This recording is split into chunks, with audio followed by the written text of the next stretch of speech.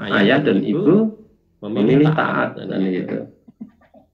Jadi tanamkan saja itu yang namanya ketaatan tadi contoh-contoh bicara, contoh perbuatan, itu kan yang berisi ketaatan semua, ya, sehingga anak-anak terkondisikan dengan pola kehidupan yang taat kepada Allah.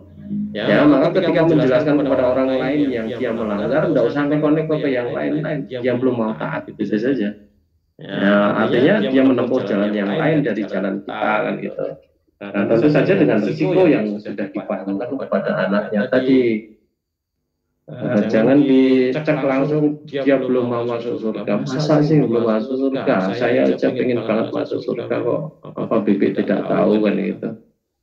Nah, menimbulkan kebingungan nanti. Ya, jadi kembali diajarkan saja secara konsisten untuk menumbuhkan ketaatan, apa-apa dikaitkan dengan ketaatan kepada Allah dan Rasulnya. Ingat, taat itu artinya takwa, ya, atau akholisah artinya takwa kan gitu. Tetapi dengan bahasa taat itu kan jadi lebih mudah kan itu, bukan dengan menggunakan kata takwa.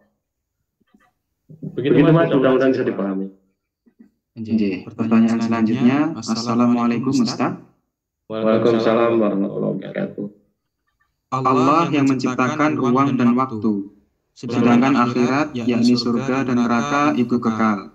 Apakah dapat dipahami bahwa surga dan neraka itu berada di luar dimensi ruang dan waktu? Terima kasih atas jawabannya. Ya, tidak ya. Artinya ruang dan waktu itu kan ciptaan Allah. Dan Allah sendiri kan sudah menyampaikan kepada kita bahwa saat kiamat itu nanti dihancurkan semuanya. Ya, dihancurkan semuanya itu kan juga ruang dan waktu tadi. Isinya kan jagat raya ini kan ruang dan waktu.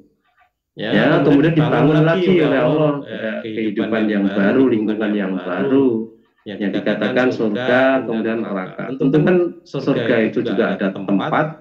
Ya, ada tempatnya tentu saja kan gitu, dan ada waktunya kekal kan gitu. Ya, apa namanya? Kalau pertanyaannya di tempat yang berbeda atau tempat yang sama ini sudah hancur, terserah Allah saja nanti bangun lagi kan gitu. Jadi kalau kamu punya rumah dengan tanah 1 hektar, kemudian rumahmu hancur karena gempa. Ya, tentu saja kamu bebas memilih untuk membangun lagi di posisi yang sama atau tempat lain. Allah juga begitu, Allah Maha berkehendak, bebas saja mau membangun di mana seperti apa dan bebas dan itu tidak diberitakan kepada kita. Ya, yang jelas tetap ada ruang dan waktu untuk kehidupan manusia itu. Ya, begitulah kira-kira apa yang saya sampaikan. Jadi kalau pertanyaannya di mana, di tempat yang sama, terserah Allah, kita belum tahu, tidak diberitahu oleh Allah. Yang jelas jagat raya tempat kita ada ini, apakah itu universe atau multiverse yang isinya triliunan, ya, bintang-bintang triliunan, miliaran galaksi, triliunan bintang-bintang itu akan dihancurkan semuanya oleh Allah kan gitu. Dengan gambaran yang ada di dalam surat Al-Anbiya ayat yang ke-104 itu, ya, pada hari langit digulung seperti menggulung lembaran-lembaran kertas itu ada jagat raya yang hancur. Maka saya berani mengatakan bahwa apa namanya tanda-tanda kiamat yang disampaikan oleh Rasulullah dalam banyak kesempatan itu adalah kiamat-kiamat yang sifatnya masih sugro, bukan kubro gitu loh. Bumi ini hancur, jagat raya belum hancur. Ya, bumi ini hancur, jagat raya itu bumi tidak ada apa-apanya terhadap jagat raya ya. Bumi ini umpamanya bumi itu makbul kok entek hangus gitu ya. Matahari tetap jalan seperti biasa. Karena pergerakan bumi itu dikendalikan oleh matahari, gaya gravitasinya matahari. Matahari saja tidak terpengaruh, apalagi kok apa namanya jagat raya. Umpamanya bumi ini tabrakan dengan benda angkasa yang besar, kemudian dia persis menggok masuk ke matahari gitu ya, masuk ke matahari gitu ya. Ketelan matahari terbakar hangus misalnya itu matahari nggak ada apa-apanya karena bumi itu ukurannya kalau kita itu punya kantong kresek gitu, bumi itu leker gitu ya, maka matahari itu sebagai kantong kreseknya itu bisa diisi dengan sejuta neker. Maka satu neker pecah itu tidak ada apa-apanya, tidak berpengaruh apa-apa terhadap matahari kan gitu. Nah, gambaran kiamat kubro yang diberikan oleh Allah yaitu ya ada di dalam surat Al-Anbiya ayat 104 itu. Jadi kalau ada apa namanya membangun gedung-gedung pencakar langit itu nggak apa-apa nih itu. Ada apa namanya ibu yang melahirkan tuannya berjalan dari sini sampai ke sini dengan aman, itu belum ada apa-apanya, itu baru subro semuanya gitu loh.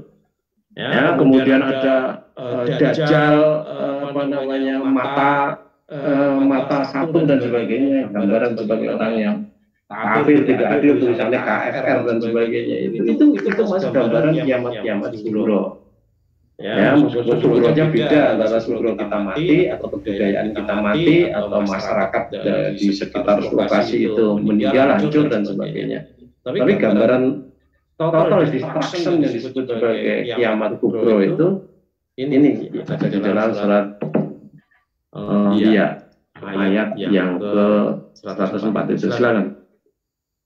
Quran surat Al-Anbiya surat ke-21 ayat yang ke-104. Yauma natwi samaa'a katayyi sijil lil kutub kama bada'na awwala khalqin nu'idu wa'dan 'alaina inna kunna fa'ilin. Ingatlah pada hari langit kami gulung seperti menggulung lembaran-lembaran kertas, sebagaimana kami telah memulai penciptaan pertama, begitulah kami akan mengulanginya lagi.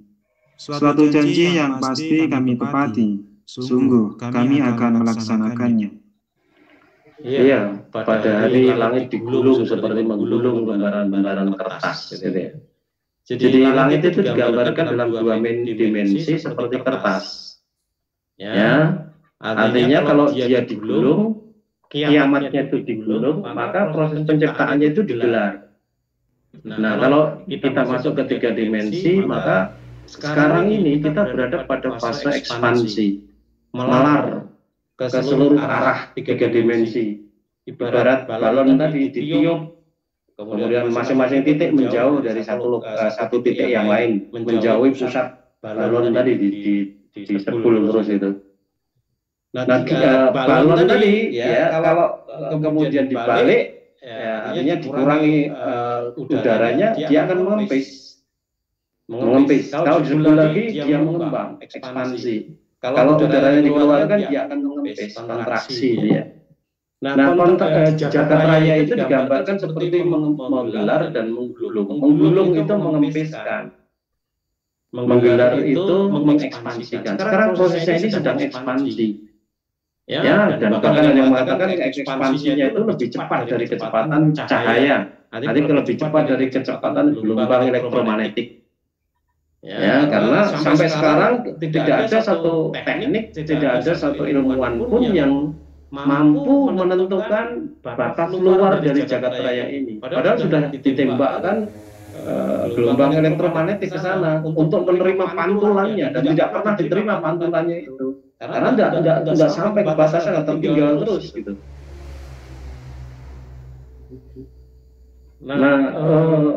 Nanti suatu saat akan setelah sampai kepada kesetimbangan. Sekarang ini kan dia masih mekar keluar mengembang terus gitu. Salah satu faktornya kan adanya ledakan yang pertama dulu, the Big Bang.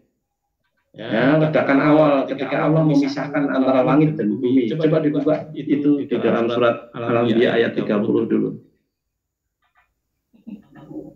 Surat Al-Anbiya ayat ke-30.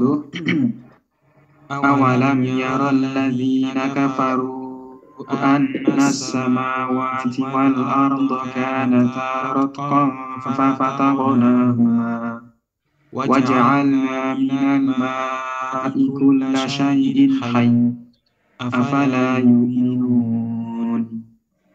Dan apakah orang-orang kafir tidak mengetahui bahwa langit dan bumi keduanya dahulu menyatu, kemudian kami pisahkan antara keduanya. Dan kami jadikan segala sesuatu yang hidup berasal dari air. Maka mengapa mereka tidak beriman? Ya, kita tahu di situ. Dan apakah orang-orang kafir tidak mengetahui bahwa langit dan bumi keduanya dahulu menyatu, kemudian kami pisahkan antara keduanya. Ya, memisahkan dulu menyatu jadi satu. Bahkan ilmuwan ahli-ahli astronomi itu menggambarkan dulu langit dan bumi alias jagat raya ini merupakan partikel yang amat sangat kecil sekali, tetapi masanya sama dengan massa seluruh jagat raya. Ibaratnya kita punya saat truk kapas. Kemudian kalau kita punya alat penekan yang kuat, saat truk kapas tadi bisa press betul-betul menjadi kecil, menjadi sak kelereng. Masanya kapas saat truk tadi itu sama dengan massa satu kelereng kapas tadi kalau betul-betul ditekan bisa menekan seperti itu kan itu. Nah, jagat raya itu dulu seperti itu. Kemudian kami pisahkan keduanya. Tentu ada teknik untuk memisahkannya. Nah, tekniknya itu dikatakan sebagai the Big Bang, ledakan yang dahsyat tadi. Sama seperti akhrajakum min butuni ummahatikum kan itu. Seperti ketika Allah melahirkan kita dari perut ibu kita, kan ada prosesnya juga di situ. Nah, ini prosesnya ya disebut sebagai ledakan dahsyat tadi, the Big Bang tadi. Nah, ledakan yang amat sangat dahsyat tadi tentu saja jauh lebih dahsyat dari sejuta nuklir yang bisa diciptakan oleh manusia. Main-main ini. Bahkan 1 miliar nuklir yang diciptakan oleh manusia diledakkan bareng, ya masih kalah dengan ledakan yang diciptakan oleh Allah itu. Maka tekanannya kuat sekali. Kamu tahu kalau granat itu diledakkan, itu granat itu melemparkan isinya ke berbagai penjuru, 3 dimensi, seluruh penjuru muntah dengan kecepatan yang sangat tinggi. Itu baru granat. Nah, ini ledakan the Big Bang yang sejuta nuklir pun masih kalah. Tekanannya keluar, gayanya meledak keluar itu kuat sekali. Padahal antara materi satu dengan yang lainnya, antara galaksi satu dengan yang lainnya, antara bintang satu dengan yang lainnya ada gravitasi. Allah menciptakan gravitasi daya tarik. Nah, kalau nanti antara gaya tarik tadi, pusat ledakan tadi dengan gaya yang mendorong keluar itu sudah seimbang nanti, ya suatu saat nanti akan berhenti. Dan akhirnya kemudian akan kontraksi, ya, yang tadinya ekspansi kemudian akan kontraksi. Nah, kontraksi inilah yang dalam bahasa 3 dimensi kalau digambarkan dengan 2 dimensi menjadi digulung seperti menggulung lembaran kertas. Coba dibaca lagi tadi. 104. Ingatlah pada hari langit kami gulung seperti menggulung lembaran-lembaran kertas.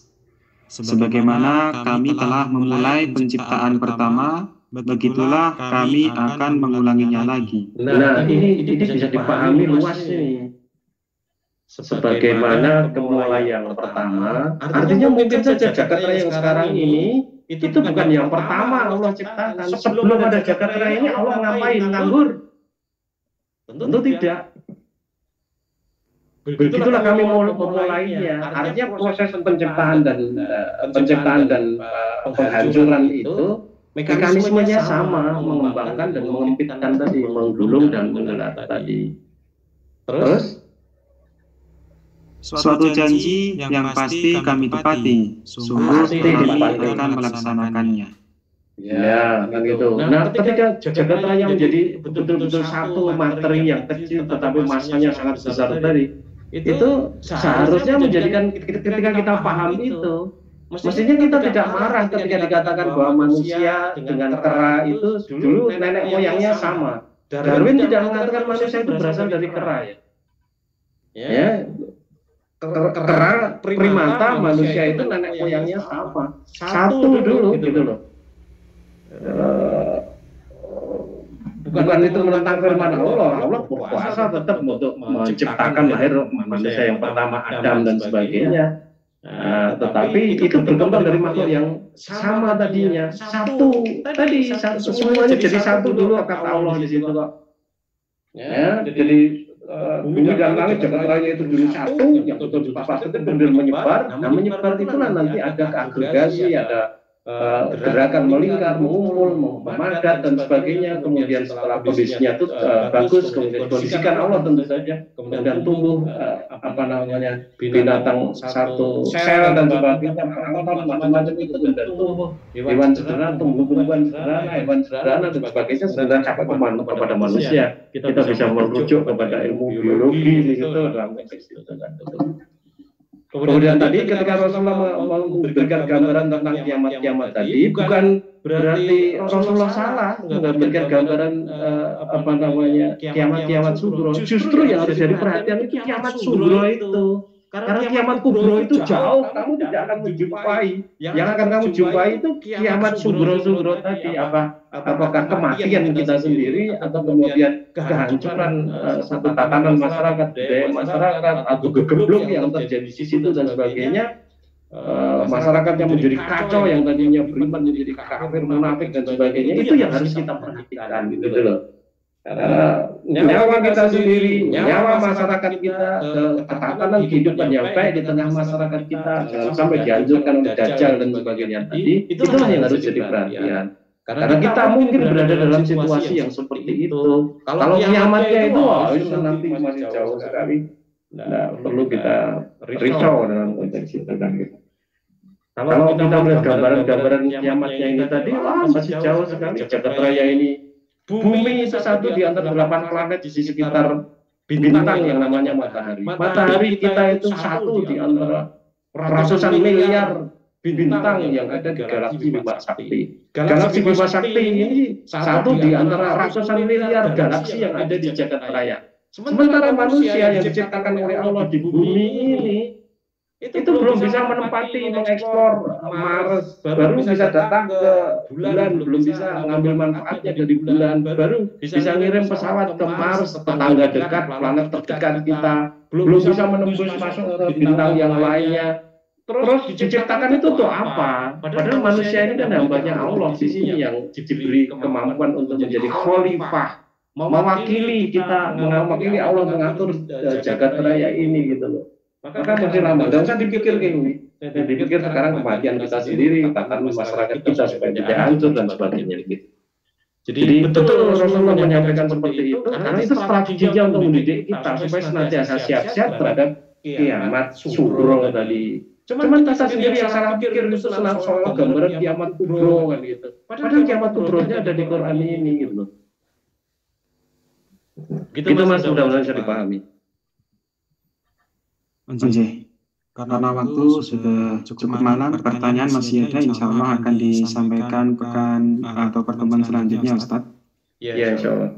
Laporan yang terakhir, tergabung dalam Zoom ada 32 saudara, yang menyimak dari YouTube ada sekitar 40-an, kemudian yang menyimak dari Facebook ada sekitar 20-an, Ustadz. Ya, mudah-mudahan bisa istiqomah dan bisa mengambil manfaatnya. Jadi terus bangun semangat untuk memahami Al-Quran ini. Allah sebagai Al-Haq tadi ya mewajibkan kita untuk belajar tentang Allah, tentang tauhid, tentang firman Allah, tentang Quran dan sebagainya tadi. Dan juga Allah sebagai Al-Jabbar tadi mewajibkan kita hanya untuk menyembah hanya kepadanya saja kan gitu. Maka mudah-mudahan dengan mempelajari ini kita bangkit semangatnya lagi untuk belajar dan juga beramal, yang semua amal itu harus kita konversi menjadi ibadah kita kepada Allah. Begitu saja saya kira apa yang bisa kita bahas, kurang lebihnya saya minta maaf. Mari kajian kita akhiri. Alhamdulillah.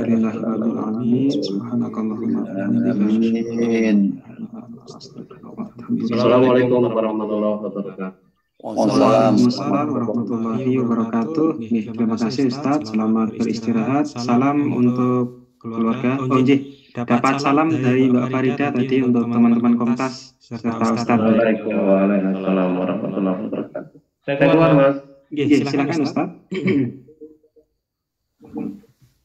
Baiklah, demikian telah kita simak dan ikuti isian dari beliau Ustadz Abdul Rahman Soekarno, di mana pada malam hari ini masih melanjutkan tentang Asmaul Husna, yakni Al-Haq yang maha benar. Semoga dari tausiah beliau kita bisa mengambil banyak pelajaran apa yang disampaikan oleh Al-Quran dan Sunnah, dan bisa menambah ilmu wawasan agama kita dan meningkatkan keimanan dan ketakwaan. Untuk kajian pada malam hari ini kita cukupkan sekian. Untuk pertanyaan yang masih belum disampaikan, ini masih banyak nih. Insya Allah akan disampaikan pertemuan-pertemuan selanjutnya. Semoga saudara atau saudari penyimak tetap istiqomah untuk mengikuti kajian Komunitas Korea yang diselenggarakan setiap hari Ahad malam melalui Zoom meeting, bisa menyimak di YouTube maupun di Facebook. Dari kami cukupkan sekian. Apabila ada kekurangan dan kesalahan, kami mohon maaf yang sebesar-besarnya. Akhir kata, wassalamualaikum warahmatullahi wabarakatuh.